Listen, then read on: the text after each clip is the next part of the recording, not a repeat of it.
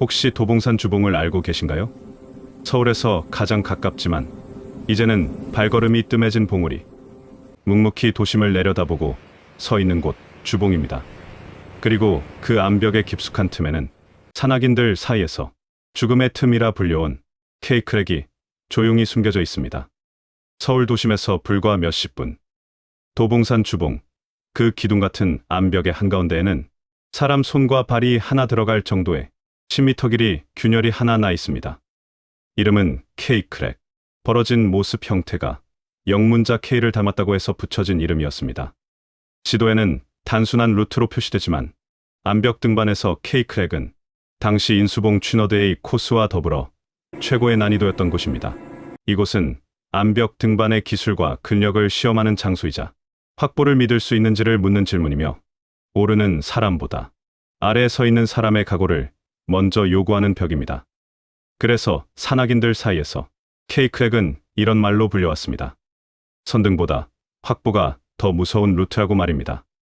여기서 확보는 선등자 또는 후등자의 추락을 자일로 잡아주는 것을 말하지요.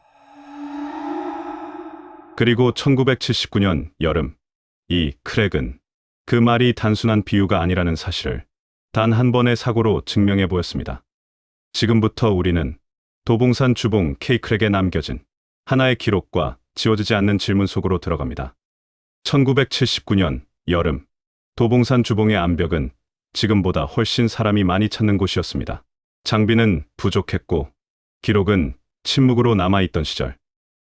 그날 한 대학 산악부가 주봉의 크랙 앞에 섭니다. K크랙은 눈으로 보면 단순해 보입니다. 하지만 가까이 다가가면 암벽은 몸을 허락하지 않습니다. 크랙은 깊고 손은 깊이 들어가지만 생각보다 잡을 곳이 없고 발은 미세한 마찰에 모든 체중을 맡겨야 합니다. 그리고 무엇보다도 경사가 90도인 수직의 바위였습니다. 그리고 그날 모 대학 산악부의 한 선등자가 이 크랙에 몸을 맡깁니다. 선등자는 위로 올라갑니다. 조금씩, 아주 조금씩. 크랙 등반의 기술은 손과 발로 잼밍을 하면서 애벌레처럼 슬금슬금 올라가는 것이죠. 아래에는 후등자인 확보자가 서 있습니다. 로프는 연결돼 있고 이론상으로는 안전합니다. 후등자의 눈매는 날카롭게 선등자의 한 동작 한 동작을 놓치지 않습니다. 그러나 어느 지점에서 선등자의 몸이 흔들립니다. 순간 균형이 무너집니다. 확보자가 시력으로 감지해서 온몸으로 자의를 고정시키기에는 거의 불가능에 가깝습니다. 그게 K크랙의 치명적인 공포였습니다. 그리고 다음 장면은 아무도 정확히 설명하지 못합니다. 선등자가 떨어집니다. 짧은 비명, 그리고 로프에 실리는 무게. 여기까지는 암벽에서 흔한 사고처럼 보입니다. 하지만 다음 순간 기록은 갑자기 방향을 바꿉니다.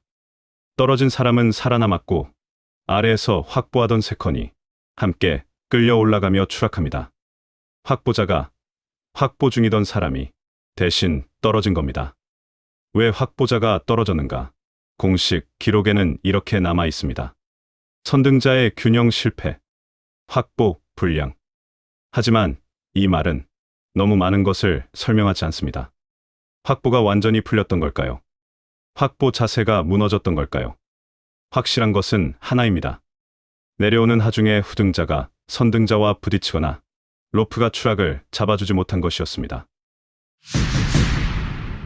그로부터 3년 뒤인 1982년, 대학 산악부원이었던 우리들은 그곳을 찾았습니다. 한 번도 직접 시도해 보지 못했던 곳, 오직 선배들의 이야기로만 전해지던 곳. 도봉산 주봉, 기둥처럼 솟아있다 하여 기둥주봉이라 불리던 그 암벽이었습니다. 당시에는 1학년이면 문무대를 다녀오고 2학년이면 전방경계를 가던 시대였습니다. 전방경계를 떠나기 전 암벽 장비를 챙겨 우리 셋은 도봉산 주봉으로 향했습니다. 말로만 듣던 K크랙이 초짜 톱쟁이였던 우리를 초대한 셈이었지요. 마주 보는 봉우리에는 등산객들이 모여 우리의 암벽 등반을 바라보고 있었습니다. 시선 자체가 부담이 되는 코스였지요. 선등으로 출발하는 나는 크랙이라면 자신 있었습니다.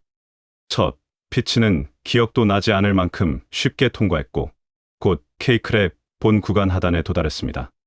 동기는 당시 유행하던 반 가베스통으로 빌레이를 받지요. 선등자 추락 시 자동제동을 하기 위해서 당시에 유행하던 빌레이 기술입니다. 맞은편 봉우리에서 들려오는 응원 소리. 용기가 과해진 저는 숨을 고를 틈도 없이 크랙에 손과 발을 밀어 넣으며 오르기 시작했습니다. 얼마나 올랐을까요? 크랙과 호흡이 밀착되는 순간 발밑이 허전해졌습니다. 아드레날린이 폭발했고 내는 시간을 거꾸로 돌리듯 아주 천천히 지나갑니다. 그리고 어린 시절의 기억들과 부모님, 친구들의 모습들을 마구 쏟아내기 시작했습니다. 정신을 차렸을 때 저는 테라스 바로 아래에 매달려 있었습니다. 중간 테라스에 걸리지 않고 그 아래 테라스까지 그대로 떨어졌으니 꽤 큰 추락이었습니다. 당시 최고급 자일이던 에델리드 로프가 충격으로 60cm나 타들어갔음에도 동기인 확보자는 이 결코 가볍지 않은 내 몸을 끝내 잡아냈습니다.